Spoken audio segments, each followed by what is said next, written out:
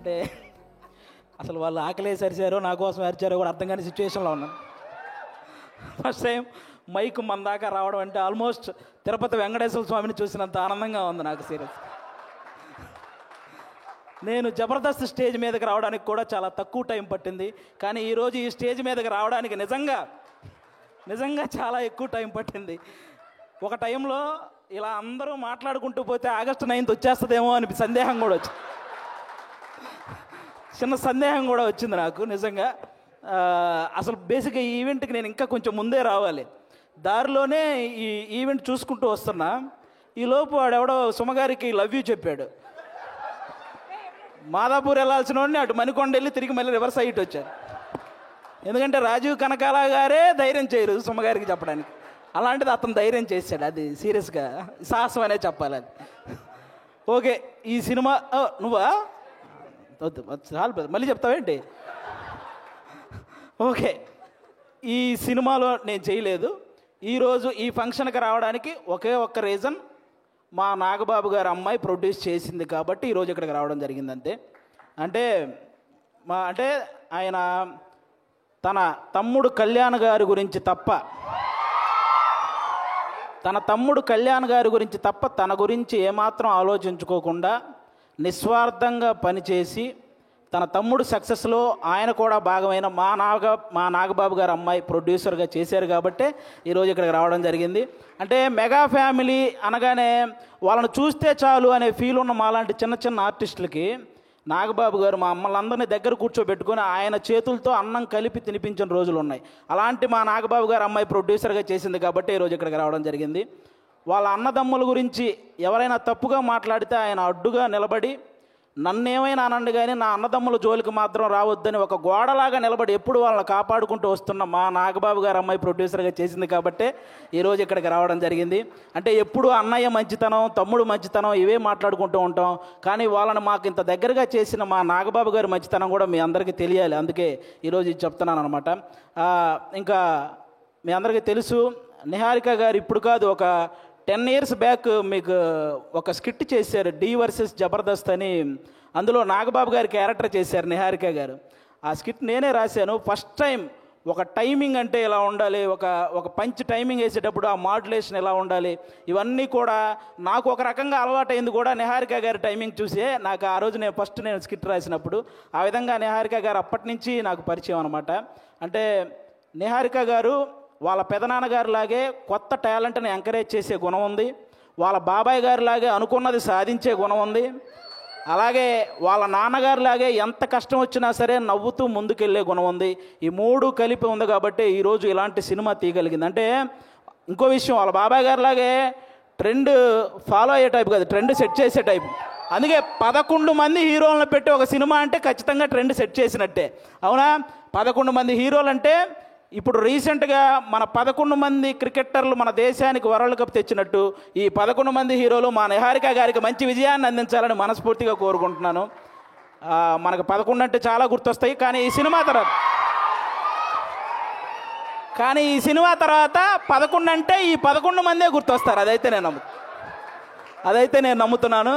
కాబట్టి అంటే ప్రతి ఊర్లో ఒక కమిటీ ఉంటుంది, ఆ కమిటీలో కుర్రాళ్ళు ఉంటారు.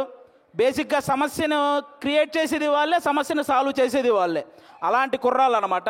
అలా ప్రతి ఊర్లో ఉంటారు కాబట్టి ఈ కమిటీ కుర్రాళ్ళంతా మీరంతా ఒక్కసారి మీ ఊరోళ్ళందరికీ కూడా ఈ కమిటీ కుర్రాళ్ళు సినిమా చూపించాలని మనస్ఫూర్తిగా కోరుకుంటున్నాను. ఎందుకంటే ట్రైలర్ చూస్తే అర్థమవుతుంది, మీరందరూ ఈ సినిమా చూసినప్పుడు మేము కూడా ఇలా చేసేవాళ్ళం కదా అని గుర్తు చేసే క్యారెక్టర్లు ఉన్నాయి, మేము ఇలా ఎందుకు చేసాం అని ఆలోచింపజేసే క్యారెక్టర్లు ఉన్నాయి, ఇక నుంచి ఇలా చేద్దాం అని అనుసరించే క్యారెక్టర్లు కూడా ఉన్నాయి అనిపిస్తుంది ఈ సినిమాలో.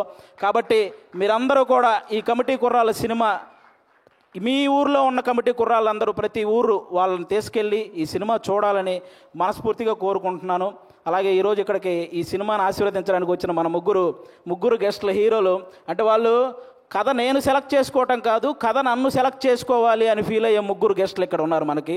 వాళ్ళ ముగ్గురు వైవిధ్యమైన సినిమాలు చేస్తూ వస్తున్నారు. ఇక్కడ అడవిశేష్ గారు అయితే మామూలుగా ఎవరైనా సీట్లో కూర్చొని చూసే సినిమాలు, ఈయన సీట్ ఎడ్జ్లో కూర్చొని చూసే సినిమాలు చేస్తుంటాడు. అంటే మొత్తం అన్ని ట్విస్టులు ఉంటాయి ఆయన ఏ సినిమా చేసినా. ఆయన ఇండస్ట్రీకి వచ్చినప్పుడు కొత్తలో ఆయన నేర్చుకుంది ఏంటంటే నా బాడీ లాంగ్వేజ్ ఎలాంటి సినిమాలు చేయకూడదో తెలుసుకున్నాడు ఫస్ట్ ఆయన. ఆ తర్వాత ఆయన చేసిన సినిమాలన్నీ ఎలాంటి ట్రెండ్ సృష్టించాయో మీ అందరికీ తెలుసు. అక్షానం కానీ, గూఢాచారి, ఎవరు, మేజర్, ఇలా చెప్పుకుంటూ పోతే అన్ని అంటే ఆయన సినిమాలకు ఒక సపరేట్ ఫ్యాన్ బేస్ ఉంది. ఇంకా మా సాయి ధర్మ తేజ్ గారు మామూలుగా ఎవరైనా పేరులో ఇంటి పేరు పెట్టుకుంటారు, కొంతమంది క్యాస్ట్ పేరు పెట్టుకుంటారు, కొంతమంది నాన్నగారి పేరు పెట్టుకుంటారు. కానీ ఫస్ట్ టైం పేరులో అమ్మగారి పేరు పెట్టుకొని ప్రతి ఒక్కరూ వాళ్ళ అమ్మని అంతలా గౌరవించాలి అని మనందరికీ ఒక సంకేతాన్ని ఇచ్చినటువంటి హీరో మన సాయి ధర్మ తేజ్ గారు. అంతేకాదు రీసెంట్గా ఒక ఓల్డ్ ఆర్టిస్ట్ మన పావలా శ్యామల గారు ఇబ్బందుల్లో ఉంటే ఆవిడకి 5 లక్షల సహాయం చేశారు మన సాయి ధర్మ తేజ్ గారు. అంటే సంపాదించే శక్తి దేవుడు అందరికీ ఇస్తాడు, కానీ సహాయం చేసే మనసు కొంతమందికే ఇస్తాడు. అందులో మన సాయి ధర్మ తేజ్ గారు కూడా ఉండడం నిజంగా మనందరి అదృష్టం. అంతేకాకుండా రీసెంట్గానే అంటే తండ్రికి కూతురికి కూడా తప్పుడు సంకేతాలు చూపిస్తూ చేసిన ఒక వీడియో మీద మొట్టమొదట స్పందించిన హీరో మన సాయి ధర్మ తేజ్. ఈరోజు సోషల్ మీడియాలో ఈ అమ్మల్ని తిట్టేవాళ్ళు, అక్కల్ని తిట్టేవాళ్ళు తగ్గుతూ వస్తున్నారంటే దానికి రీజన్ మన సాయి ధర్మ తేజ్ గారు తీసుకున్న ఆ రోజు డెసిషన్ అనమాట. అలా ఆ సాయి ధర్మ తేజ్ గారు కానీ ఇంకా మా వరుణ్ తేజ్ గారు, మా నాగబాబు గారు అబ్బాయి. అంటే నేను తొలి ప్రేమ సినిమా ఫస్ట్ నాకు తొలి ప్రేమ సినిమా ద్వారానే సినిమాల్లో ఒక సక్సెస్ వచ్చింది. అది తీసిన డైరెక్టర్ కూడా ఇక్కడే ఉన్నారు, వెంకటేశ్వరి గారు. అంటే ఆయన కూడా మెగా ఫ్యామిలీ నుంచి వచ్చిన ఒక హీరో అన్న గర్వం ఎక్కడా ఉండదు మా వరుణ్ తేజ్ గారికి. చిరంజీవి గారు లాగే వైవిధ్యమైన కథలను ఎంచుకుంటూ వెళ్తుంటారు. అంటే అప్పట్లో చిరంజీవి గారు రుద్రవీణ చేశారు, గ్యాంగ్ లీడర్ లాంటి సినిమా చేశారు, అలాగే చంటబ్బాయి లాంటి కామెడీ సినిమా చేశారు, ఆపద్ బాంధవ్ లాంటి ఒక ప్రయోగమైన సినిమా చేశారు.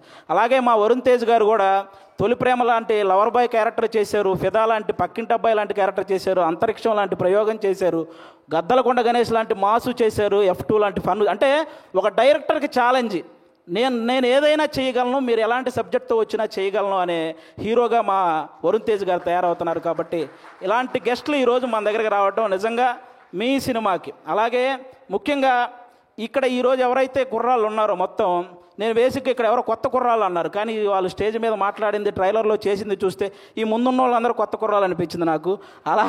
అలా మాట్లాడుతున్నారనమాట. కానీ అస్సలు సినిమా ఎక్స్పీరియన్స్ లేని ఈ టాలెంటెడ్ కుర్రాళ్ళకి సినిమా మాత్రమే ఎక్స్పీరియన్స్ ఉన్న సాయి కుమార్ గారితో కలిసి చేయటం మీ అందరూ అదృష్టం నిజంగా. కాబట్టి మీ అందరికీ once again all the best. August 9 తర్వాత ఖచ్చితంగా ఈ సినిమాకి సక్సెస్ మీట్ ఉంటుందని నేను మనస్ఫూర్తిగా కోరుకుంటున్నాను. వన్స్ అగైన్ నిహారిక గారికి కూడా ఆల్ ద బెస్ట్ అండి. థ్యాంక్ యూ ఆది గారు. నెక్స్ట్ మీటింగ్కి మైక్ పట్టుకెళ్తున్నారా?